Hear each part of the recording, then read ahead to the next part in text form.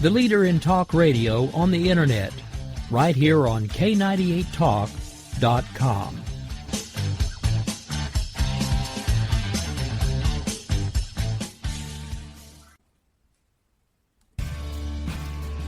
My name is Jessie. I'm a United States Special Forces widow.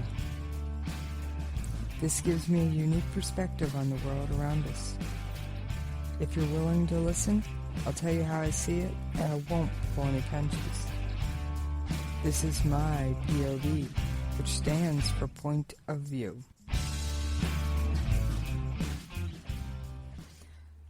All right, thank you very much for listening. I know this is a very new podcast. My name's Jessie. This is my POV, or Point of View. All right, folks, I just want to discuss why I'm decided to do this podcast. It is one of those situations where sometimes it takes a tragedy to spur a person into action, encouraging them to speak their mind. As the intro said, I'm a widow of a member of the United States Special Forces. I have a real unique perspective on the world around us. I know what it's like to know have my husband deployed, not knowing where he is or when I'll come home. That knock on the door telling me he's never coming home, something I'll never forget. All right, up front, to protect the ones I love, these perspective stories are being released under a pseudonym. Newsflash, Jessie's not my real name. Not going to tell you where I live or who I know. All right, I've learned by watching and listening to those around me how interconnected things really are. I think this is an important insight to share with the world. I'm also quite the news junkie, always have been. This is my way of sharing my fascination with the news with the world. Only information that is publicly available will be discussed, primarily from news sources. Common, not so common. If you're willing to listen, I'll tell you how I see it. I will occasionally have guests on. Haven't decided who or what yet, but they will be forthcoming. All right. Let's get on to more important topics. Is the United States under attack? Yes. The United States is under constant cyber attack. Cyber attack? Some of you understand it, some of you don't. So to put everybody on the same page, we're going to talk briefly about what is a cyber attack. I have a website, jessiespov.com, with a blog post containing links to a lot of the stories I use. Not all of them, or you'd be drinking from a fire hose like I was, or trying to anyway. That provides more information. A cyber attack is a deliberate exploitation of computer systems. Cyber attacks use malicious code to alter computer code. This can result in disruptive consequences that can compromise data and lead to all kinds of catastrophic consequences. Who would want to do such a thing? All right, we got the what out of the way. Now let's get to the who. Lots of people. Governments, industrial spies, terrorists, organized crime, hacktivists, and hackers. All right, let's get hacktivists out of the way. There are people that will take down a website, maybe people that like hacktivists, anonymous. They have a cause, and they think by taking down the PlayStation Network, they're furthering their cause. I really think they're just hacktivists, just annoy people, but they could go further, but they usually don't. All right. Now, like I said, hacktivists, while they're out there, I think they're more petty and vindictive than anything else. Now let's get on to the big ones. State-sponsored attackers or hackers. China, North Korea, and Iran. That's just a few. Now I'm also going to include Daesh or ISIS. Daesh is the European term for it, D-A-E-S-H. Most people here in the United States call it ISIS or ISIL. It's not a state actor. It is one of the largest and most sophisticated terrorist groups to use technology to its advantage. All right, so we've got the what is and the who out of the way. Now, what do they want? They could want information, money, control, or to cause damage. Oh yeah, they can cause damage with cyber attacks. Everyone can. Alright, there are times the mainstream media won't tell you it's an attack, but if you learn to connect the dots, you realize it could be little else. There are hacks or cyber attacks reported at least once a week. OPM. Hospitals. OPM stands for Office of Personnel Management, i.e. government employees. These attacks could be corporate or government in nature, but they happen. Alright, let's go back in time. Yep, jump in this imaginary time machine with me. July 8th, 2015. United Airlines suffered a computer glitch that caused it to ground all of its flights. Now, stopping an entire airline is no small feat. That same day, the New York Stock Exchange had a computer glitch that caused it to suspend trading. Phew. Dodged a bullet. Nope. Wall Street Journal crashed their website. So we have transportation, financial, and media attacked on that one day. Now, that's my opinion that it was an attack. There were official statements put out going, no, it's not, no, it's not, no, it's not. I think someone was jiggling the light switch, kind of going, guys, we can get to you. All right. So if you can take down transportation, cripple the financial sector, and impair mainstream media in a wider manner, or combine that with other forms of attack, that could be ugly. Really ugly. Alright. Just the other day, Senate Homeland Security Chairman Ron Johnson stated he's concerned that the U.S. isn't doing enough to stop these cyber attacks. Johnson doesn't feel the threat is being taken seriously by the current administration. So we've got senators speaking out. Now, let's talk about the military. Okay, even the military isn't sure who reacts and how during a massive cyber attack. Wait a minute. You mean our military? Yes, you heard me right. Even the United States military isn't sure who reacts and how during a massive cyber attack on domestic targets. Now, in their defense, there are a number of issues that complicate the possible chain of command series. But, just like the problems with the communication between first responders on 9/11, needs to be fixed. ASAP. Yesterday? I hope current Secretary of Defense Ash Carter is making this a priority to get it straightened out. Okay, now, let's talk about one more military issue. Trident missile system. That's a nuclear missile, folks. The military is beefing up security around systems, especially those. Just imagine the devastation if ISIS was able to hack into even just one of these missiles and launch it. Yeah, our own nuclear weapons turned against us by a terrorist organization. Or even Iran. Or North Korea. God, Iran and North Korea are always going, they're going to wipe us off the map. If you haven't been paying attention, they've been North Korea in particular has been rattling for the last month. They kind of do this every year because of exercises on the peninsula, but they've been a little more vocal this year than usual. Alright, I digress. Let's get back to the military. The U.S. military currently has 100 cyber warfare teams, and they do both offensive and defensive operations. You go, yay! Wait, not so fast. On the ground, in the air, conventional war, we're bigger, we're stronger, and in a lot of cases tougher than any of our top attackers. Cyberspace, great equalizer.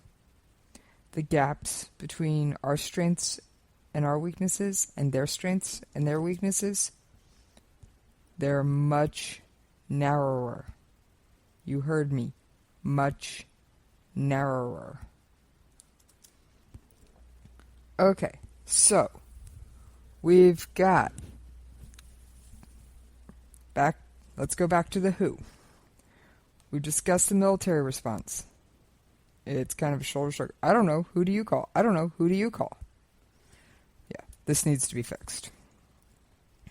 All right. Let's talk about what hackers want. Let's take two of these things. They want information. What if they could hack into military databases and they could see the information we are using to plan special forces, covert special forces attacks? Next step, what if they could alter it so that our military commanders can't even believe the information in their own reports? How much damage could that cause? They could set a trap. Oh yeah. Special Forces Widow card coming out here. I don't even want to think about it. I don't even want to think about the carnage that can cause. Alright. Now, in the case of a recent hospital attack, that they wanted money. They wanted to be paid off to basically give the hospital back its computer systems. Yeah, they hacked a number of took down the entire hospital. They potentially could have they shut down the CT scans, because remember, CT scans, x-rays, all those tests, they don't put them on a film anymore. They put them on a computer, on a hard drive.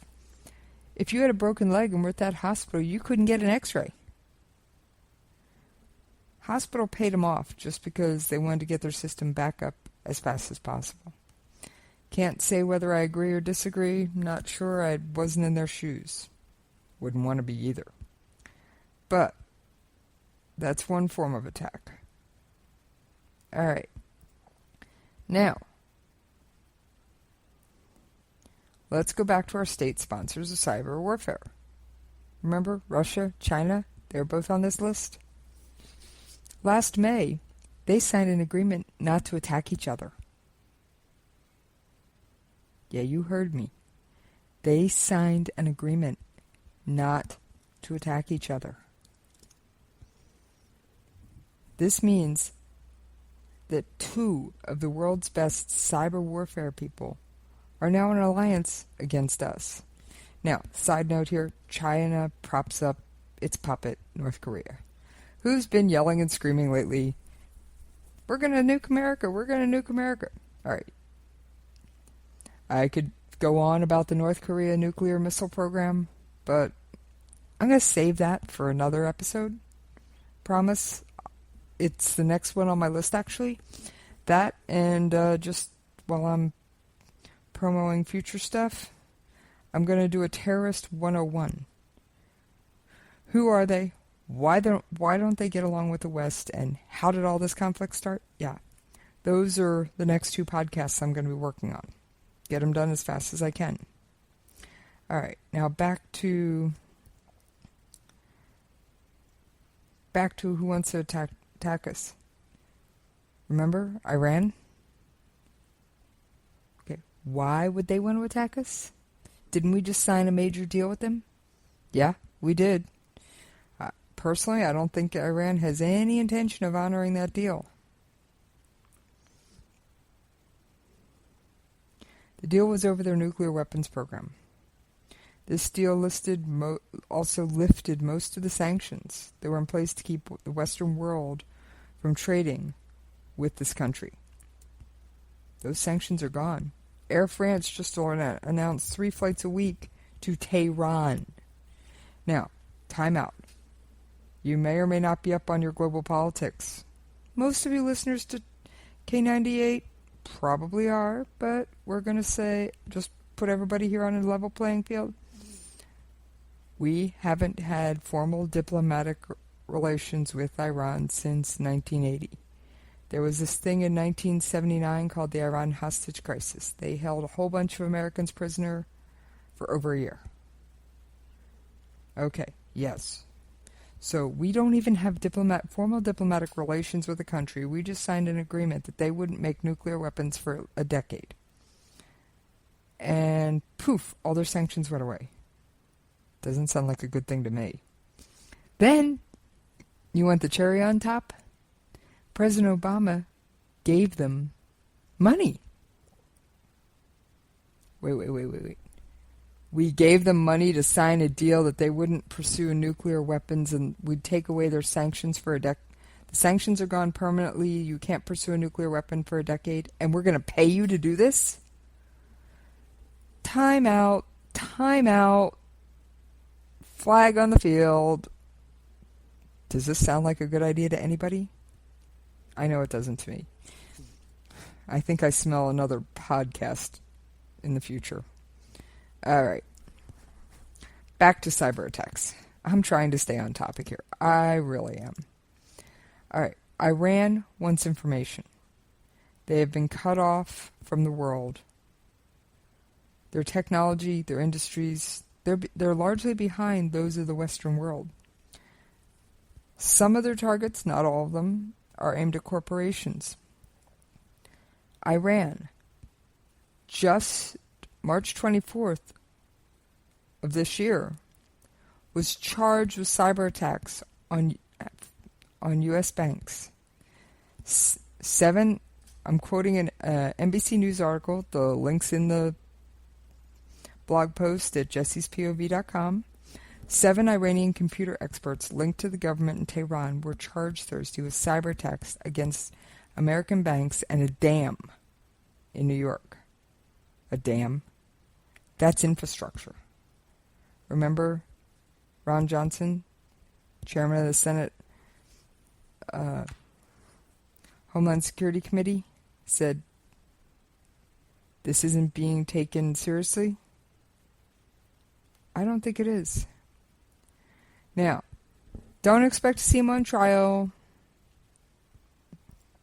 anytime soon. FBI Director James Comey said the suspects may be out of reach while they're in Iran. But if they ever travel,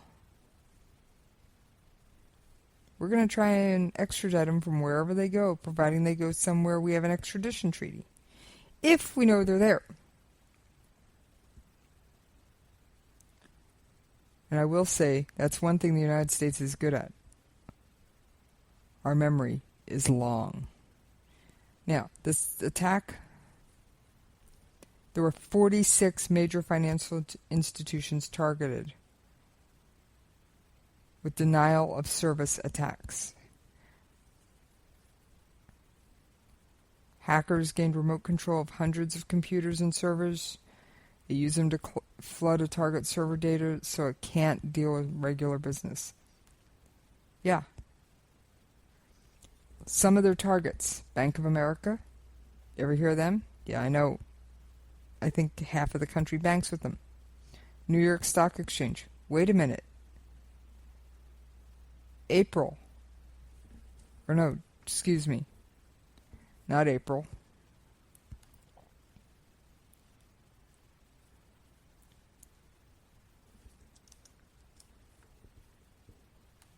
July 8th, 2015.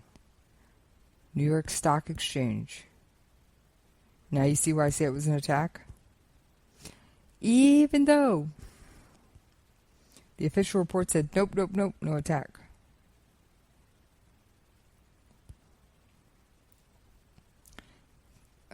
Capital One. Ever hear of them? ING. Lesser but well-known investment firm. PNC Bank. Yeah, PNC Bank.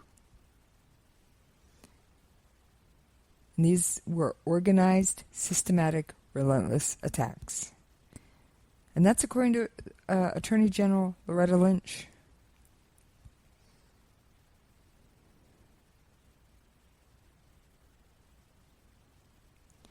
Now, on the dam, we got lucky. The Bowman Dam in Rye, New York. It's in the suburbs of New York. Because of maintenance, the dam wasn't connected to the computer system. Now, what can you do when you can control a dam? How about open it wide and cause a flood? Remember the flooding a few years ago in the Midwest? Remember what happened? Hurricane Katrina? Flooding? Major loss of American life. So, cyber attacks. They real? Oh yeah. They're real, and they're out there. Alright, enough of the bad news. I like to end every podcast and every day on something positive. So, we are going to talk about a Marine. Not just any Marine, mind you. This Marine has 4 paws and goes woof, woof. Yep, I'm discussing a dog. A dog named Luca. She successfully completed 400 missions. Yeah, you heard me. 400 missions and protected the lives of thousands of troops during her 6 years, yes, 6 years of service in the Marines. Now, just because this, you say, well, the dog's not really a Marine. Oh, yes, she is a Marine. Don't even get me started on animals that wear the uniform. They exist. She was recently honored with the highest honor animals can receive for military service. So,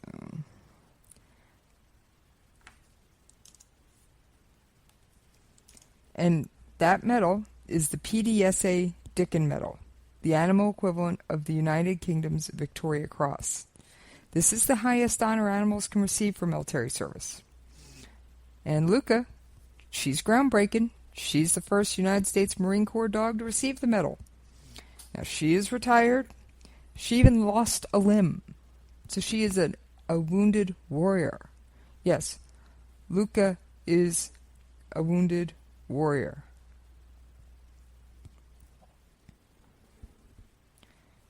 So she is happily retired with Gunnery Sergeant Chris Willingham in California. So they've got some really adorable pictures of her up on the website, even a little video. So if you want to check it out, I encourage you. It's a great, uplifting story. Now, thank you all for listening. I know it's my first podcast. Hope to have you back again soon. What I'd like to say is a special thanks to Rick Robinson at K98 Talk. And don't forget to check out his amazing podcast, America Off the Rails. He's an inspiration. All right. My next one, I promise, will delve into North Korea and their nuclear threats. And then I'll get to that Terrorist 101. So just to make sure everybody's on the same playing field, because there's going to be a lot of things coming down the pike. So I'm going to refer back to it. So it might be a good idea to check it out. All right. You guys, take care. Have a great day. And like I said, end every day on a positive note.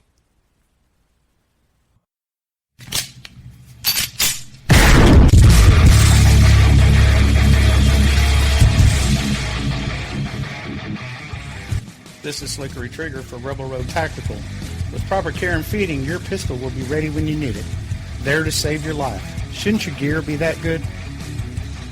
Whether you need a holster for comfortable everyday carry or a tough-as-nails holster for your next training course, Rebel Road Tactical has what you need. Check us out on the web at rebelroadtactical.com.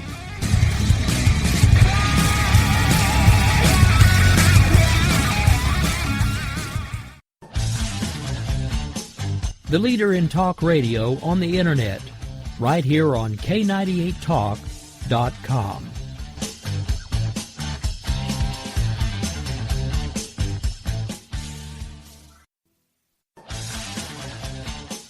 the leader in talk radio on the Internet, right here on K98Talk.com.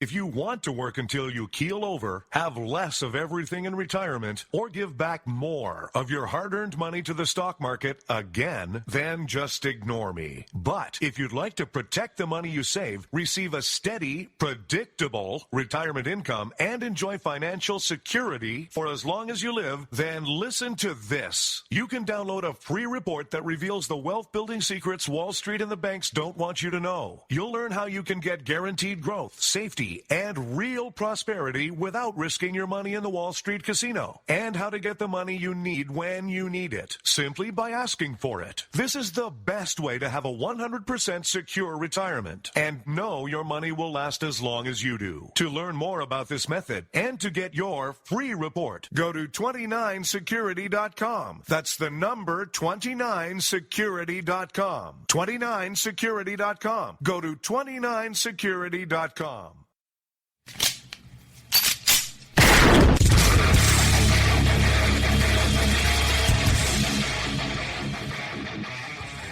This is Slickery Trigger for Rebel Road Tactical. With proper care and feeding, your pistol will be ready when you need it, there to save your life. Shouldn't your gear be that good? Whether you need a holster for comfortable everyday carry, or a tough-as-nails holster for your next training course, Rebel Road Tactical has what you need. Check us out on the web at rebelroadtactical.com.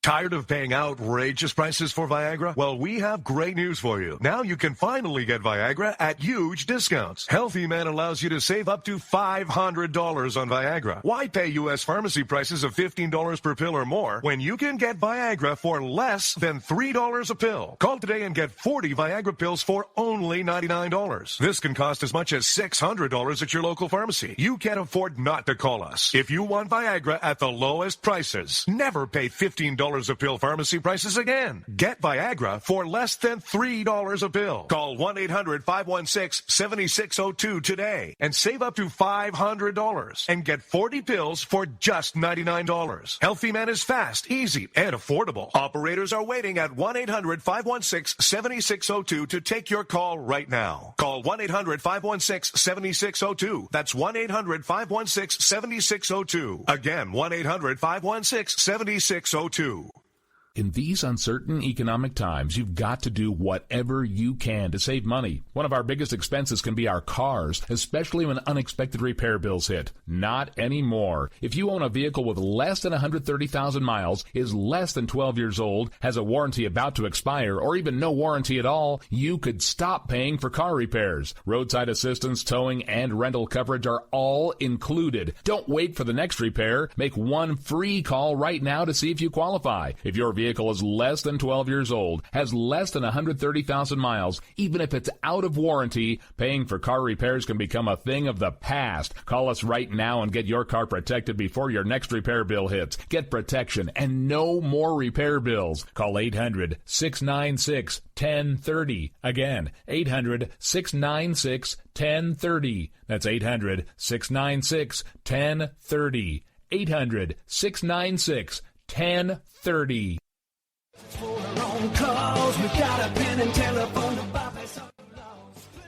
Alright folks, this is Rick Robinson with you. I want to tell you about some friends of mine from a company called Security Enforcement Specialists. When I ran my security agency for 12 years, I worked with one of these partners on a daily basis. He's been involved in this agency now, and with his other partner, they do have over 30 years of experience in the private security industry. If you own a business and you need someone to keep you or your customers or residents safe, then I highly recommend contacting Security Enforcement Specialists today. Give them a call at 405-703-1796. Again, that's 405-703-1796. Again, tell them Rick from K98 Talk sent you. Like I said, if you need the help, they are here for you. So make sure that you go look them up, check them out, and see what they can do. Wrong way. Welcome to the place. Welcome. Joe had huge problems with the IRS. I knew it was coming. I hadn't filed taxes since 1990. All the IRS letters coming in added up to a nightmare. To get up to like $68,000. My heart started beating fast. It's like, there's no way, man. I mean, I ain't going to be able to do this. Then they stopped his paycheck. So that's when I started making phone calls and found U.S. Tax Shield. U.S. Tax Shield went to work immediately. They just took the bull by the horns. What blew my mind is he called the IRS right then and there. So why is U.S. Tax Shield A+ rated with the Better Business Bureau? Joe knows. They saved me a ridiculous amount of money. If you owe more than $10,000 to the IRS or state, choose the company Joe chose, U.S. Tax Shield. It was the best decision I made. U.S. Tax Shield is the way to go. Life is good. Thank you, Lord. Call 800-471-3287. U.S. Tax Shield. Boo-rah. Yes. 800-471-3287. 800-471-3287.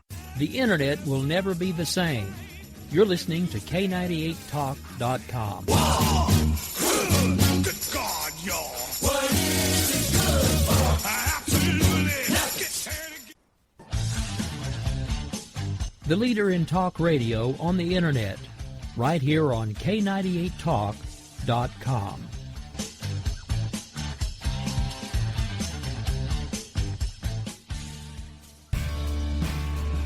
My name is Jessie. I'm a United States Special Forces widow. This gives me a unique perspective on the world around us. If you're willing to listen, I'll tell you how I see it, and I won't pull any punches. This is my POV, which stands for Point of View.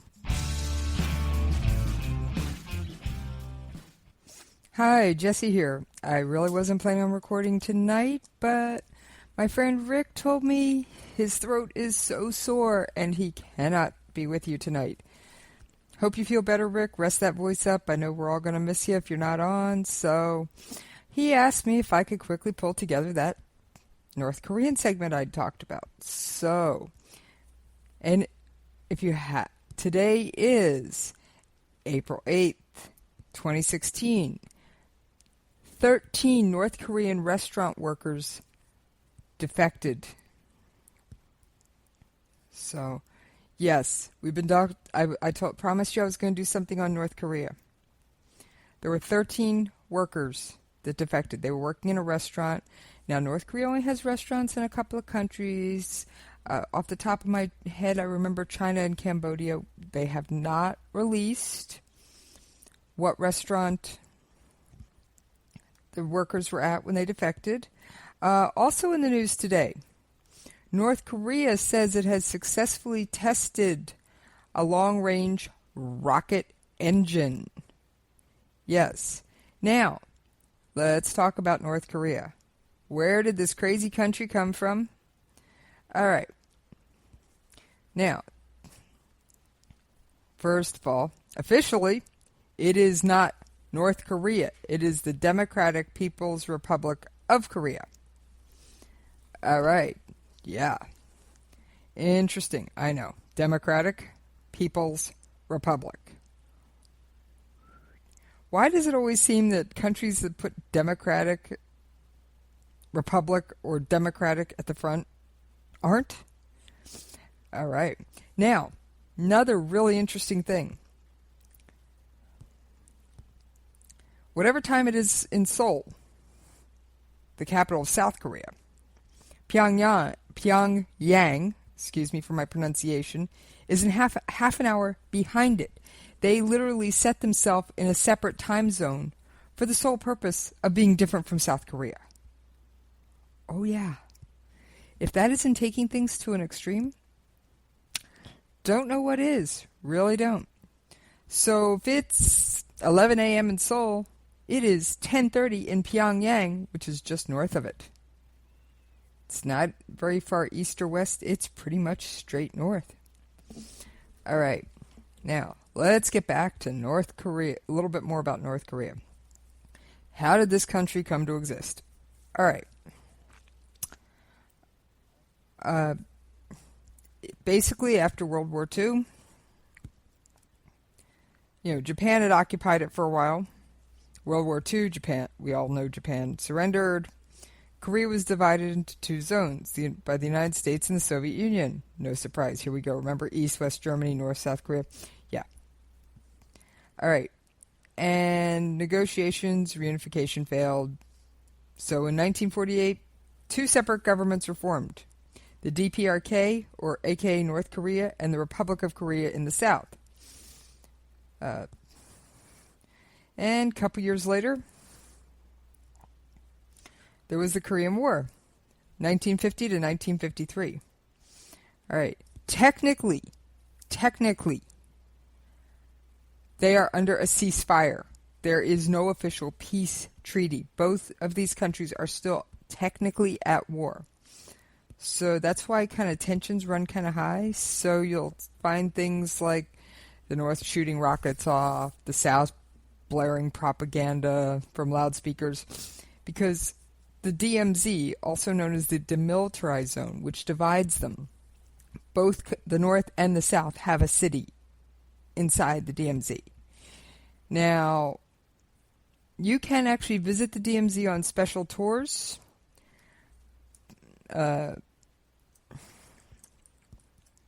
And see this. It's really actually kind of interesting.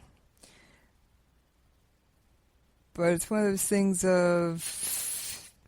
It's definitely an interesting thing. I mean, it really is. You can literally see where the exact border is, and you can walk inside the military armistice. I think it's the MAC Commission building. I'm trying to remember. I think it's the Military Armistice Commission building. I am looking up the acronym as we speak. That's where they hold their talks. So, yes, I have visited the DMZ. If I seem to know too much, I have been there. Yes, you can go on tours. There are both U.S. and South Korean troops on our side of the DMZ. So, and like I said, I have actually been there. Now, I don't recommend trying to cross it. I don't recommend anything like that. That would just be nuts. But it is an interesting place to visit. You can actually see the buildings. All right, give me just one moment while I pull up this article I'm looking for. All right, thank you for your patience. I was able to pull up that article. All right, some interesting things about the DMZ. Both North and South Korea maintain villages in sight of each other on opposing sides of the DMZ. And the reason these are there, at least from what I was told and what I've been able to find, is that South Korea already had one in there when it happened, and so therefore the North had to have one too. Now,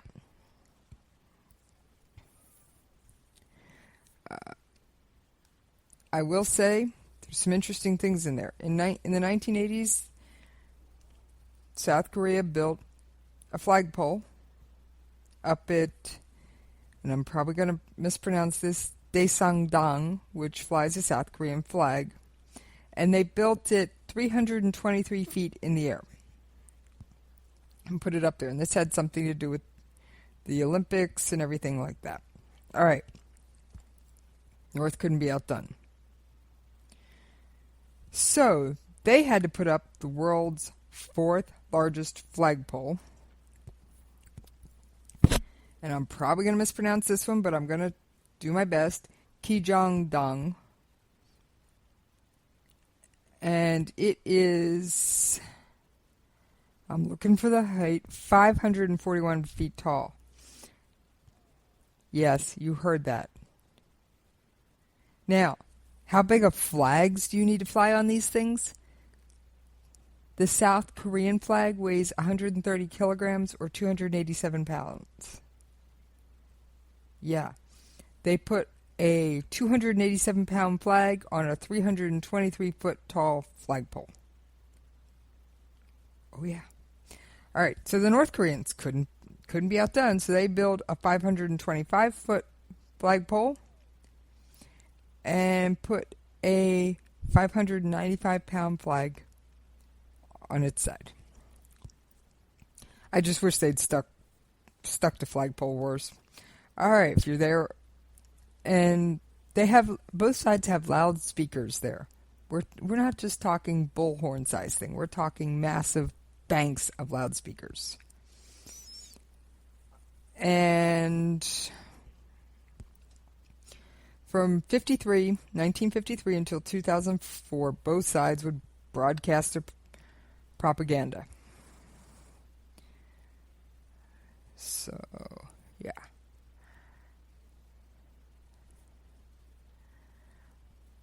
So, and they, for the most part, they don't do these broadcasts anymore, but they do turn them back on and off when somebody, either side, can get upset. All right. Do you think the North and South can ever cooperate? Well, they kind of already do. There's this thing called the Kaesong Industrial Complex. Yeah, Kaesong Industrial Complex. All right, there are, last I knew, 123 companies there, South Korean companies.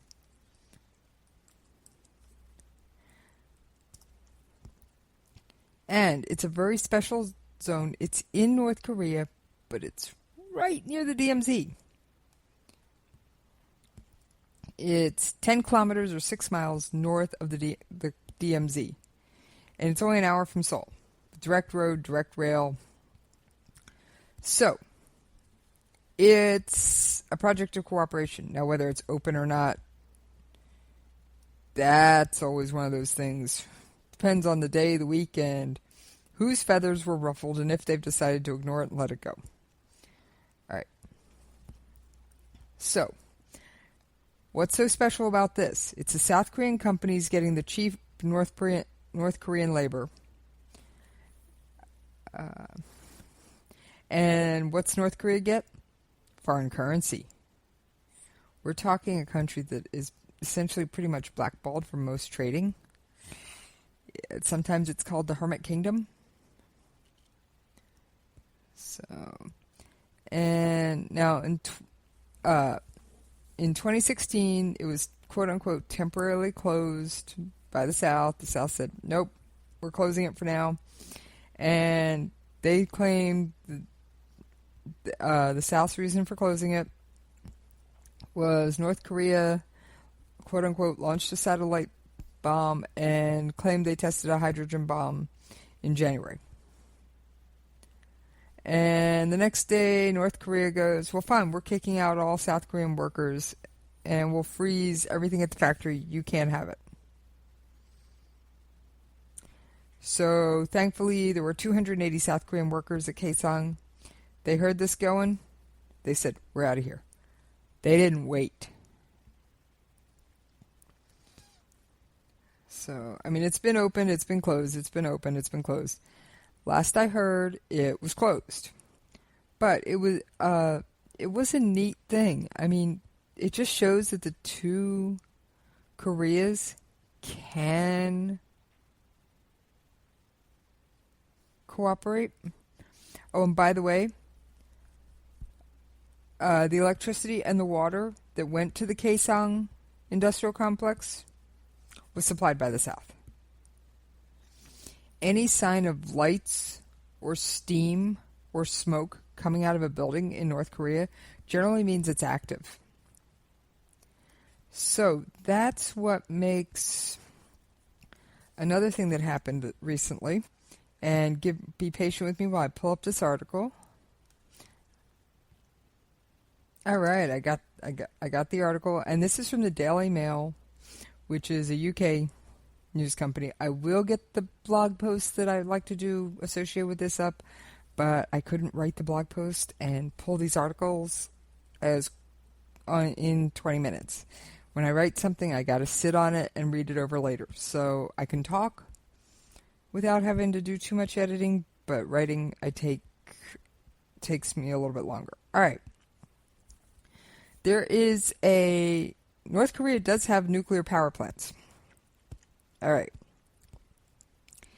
And there hasn't been much activity there.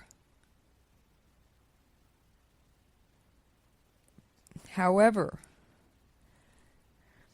past 5 weeks to be exact, there have been exhaust plumes from the thermal plant at Yang's radiochemical laboratory site. It's North Korea's main reprocessing installation to produce plutonium. Oh yeah. So, yes, North Korea does have nuclear facilities. How they got them, I can probably tell you, but it'd probably bore you. Let's just say they have it. By the way, North Korea is also in bed with Iran. I will pull up the information on that in just a minute.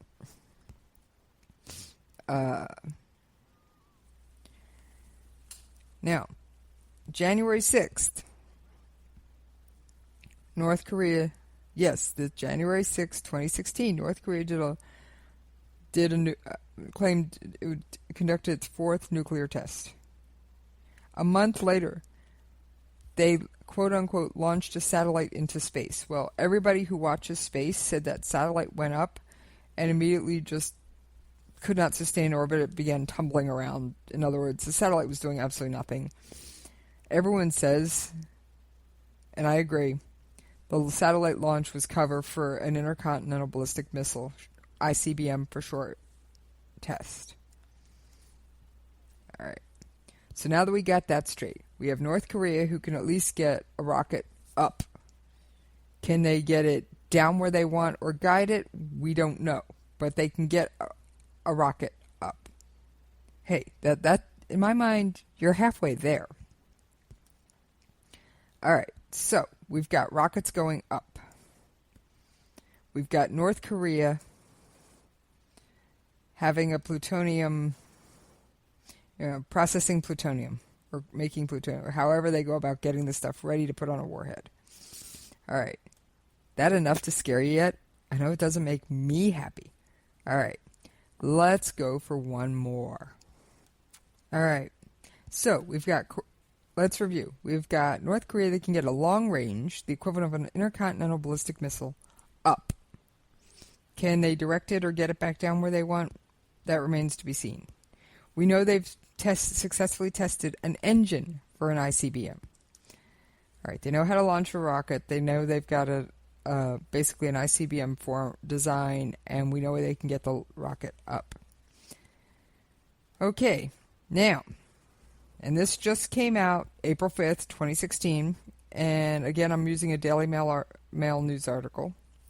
I'll get all these links into a blog post as fast as I can at jessiespov.com. North Korea, and this is according to South Korea and several other sources, North Korea is capable of launching a medium-range nuclear missile.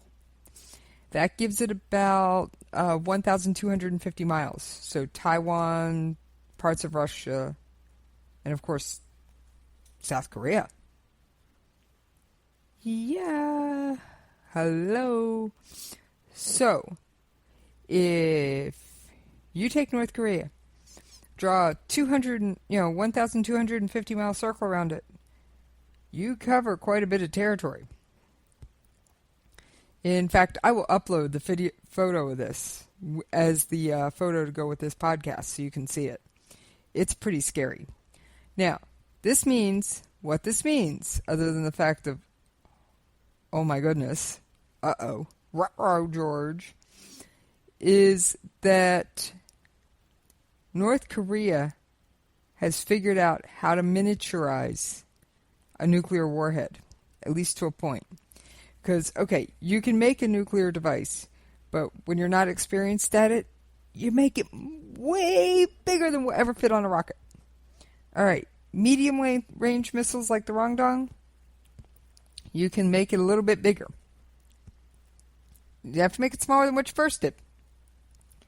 But it doesn't have to be as tiny as it would for an intercontinental ballistic missile. This has to do with payload, capacity, distance it has to travel. I did some research on it. It would bore you to tears. I know it did me. But basically, the size has to be smaller so the rocket can carry it further. That's the real short variation on all this. So, even though North Korea has been spouting off like crazy that they're going to strike the United States with the ICBM, an intercontinental ballistic missile, they don't have that technology yet. Now, here's the other thing.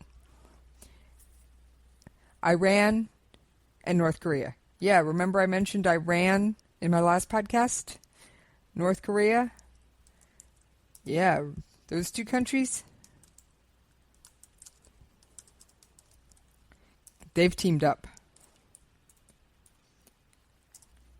You heard me. They've teamed up.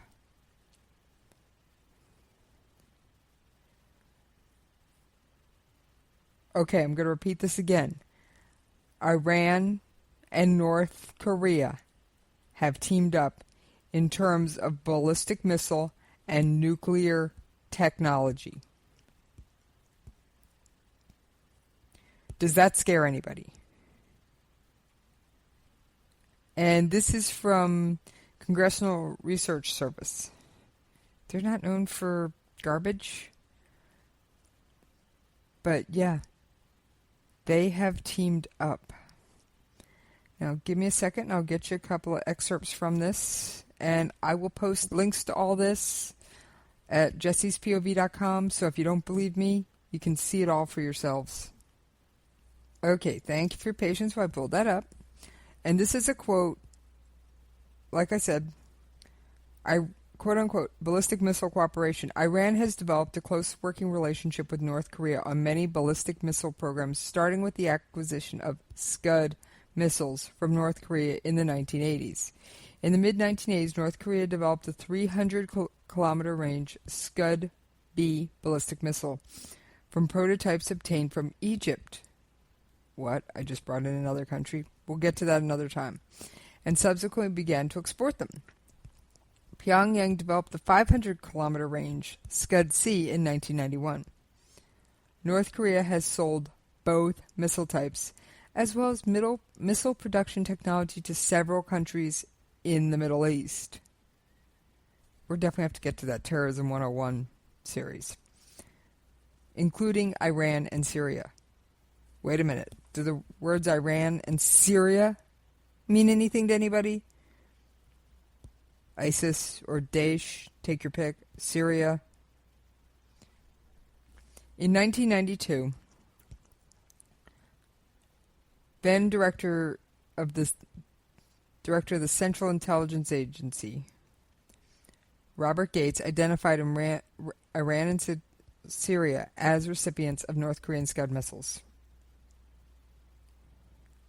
In 1993, DCI, Director of the Central Intelligence Agency, James Woolsey, provided more detail, saying that North Korea had sold Syria and Iran extended-range Scud-C missiles and apparently agreed to sell them other forms of missile technology.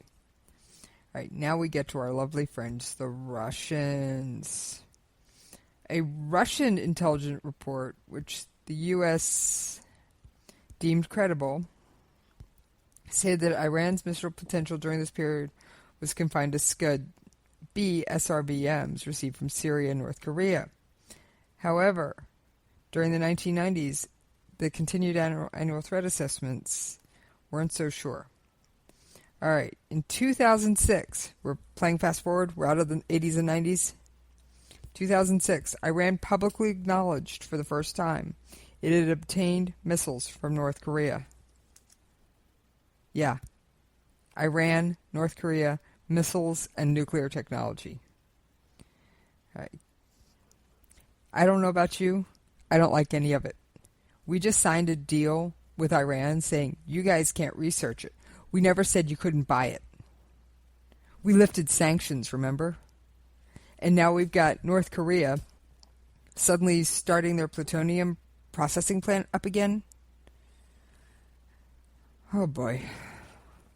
I hope I don't see any mushroom clouds anytime in the future. All right, give me a minute. I want to tell you about one more story, and then I will let you go. As you know, I like to try and everything on a positive note. Well, I couldn't do too positive and talk about North Korea other than I'm grateful 13 people defected. But I do have something I find kind of funny, all right, about North Korea. All right, we are going back to 1976, August 18th. All right. 1976, guardhouses at the DMZ actually used binoculars and watched each other. Well, there was this tree that had grown up so that Station 1 and Station 2 couldn't see each other. So the United States told North Korea, hey, we're going to go trim this tree. So some North Korean soldiers just got the bright idea to literally, murder 2 American military army officers with axes. Yes, it's called the axe murder incident. All right. Well, 3 days later, the United States said, we're taking that tree out. So they launched something that has come to be known as Operation Paul Bunyan. All right, this is the most expensive tree trimming in history. I'm sure of it. I don't have the numbers. Where do you hear this one? In response to the axe murder incident, it was deemed that the tree had to come down. So, Operation Paul Bunyan was carried out August 21st at 7 a.m. A convoy of 23 American and South Korean vehicles drove into the Joint Secure Area, the DMZ, with no warning. In the vehicles, there were 2 8-man teams of military engineers equipped with chainsaws. All right, tree gone. Meantime, the entire peninsula was on ready alert, and there were overflights of helicopters, Cobra gunships, B-52 Stratofortresses, and F-4 Phantoms. I mean, come on. I have never heard of a more expensive tree trimming than bringing out the entire military in the area. We're talking, USS Midway was offshore, B-52 Stratofortresses, F-4 Phantoms, F-5 and F-86 fighters, and an entire peninsula on ready alert to cut down a tree. I will say, Operation Paul Bunyan makes a great story, and I'm kind of glad the tree's gone. I'm sorry the officers had to die. All right, remember, end the day on a positive note. Take care. Until next time, I'll check my blog site, jessiespov.com. I will get all this put into writing and get it up there as soon as I can. All right. Bye. The leader in talk radio on the internet, right here on K98Talk.com.